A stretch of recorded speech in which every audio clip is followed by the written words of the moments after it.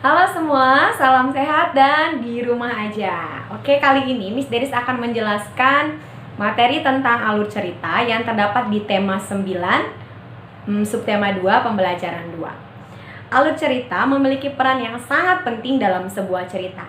Tanpa alur, pembaca tidak akan memahami rangkaian peristiwa yang terdapat dalam sebuah cerita. Apa itu alur cerita?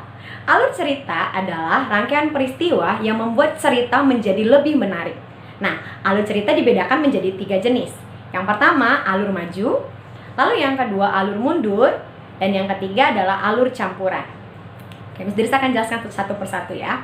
Alur maju adalah jalan peristiwa diceritakan secara berurutan. Dimulai dengan tahap pengenalan, lalu penyelesaian. Jadi ceritanya diceritakan itu berurutan, ya. Di awal diperkenalkan, misalkan di awal diperkenalkan tokoh-tokoh dalam cerita, kemudian masuk ke konflik atau masalah, lalu penyelesaian masalah, selesai, ceritanya selesai. Lalu yang kedua yaitu alur mundur. Nah, alur mundur ceritanya tidak berurutan. Di awal itu diceritakan permasalahan atau konflik, lalu penyelesaian masalah, kemudian di akhir diceritakan kembali latar belakang yang menyebabkan permasalahan pada peristiwa tersebut atau pada cerita tersebut. Itu alur yang kedua. Lalu alur yang ketiga adalah alur campuran. Alur campuran yaitu campuran antara alur maju dan alur mundur. Jadi awalnya cerita pada alur campuran, ceritanya diceritakan secara berurutan, tetapi di tengah-tengah cerita disisipkan cerita-cerita di masa lalu. Nah, jadi ceritanya itu alurnya itu maju, mundur cantik. Jadi ceritanya itu diceritakan di awal tuh berurutan, kemudian di tengah-tengah disisipkan cerita-cerita di masa lalu. Ya, itu tiga alur yang ada dalam sebuah cerita.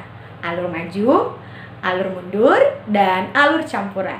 Untuk lebih memahami, kalian bisa baca teks yang ada di buku kalian pada halaman 53 dan 54. Nah, sekarang coba kalian baca lalu kalian tentukan kira-kira cerita ini alurnya maju, mundur, atau campuran.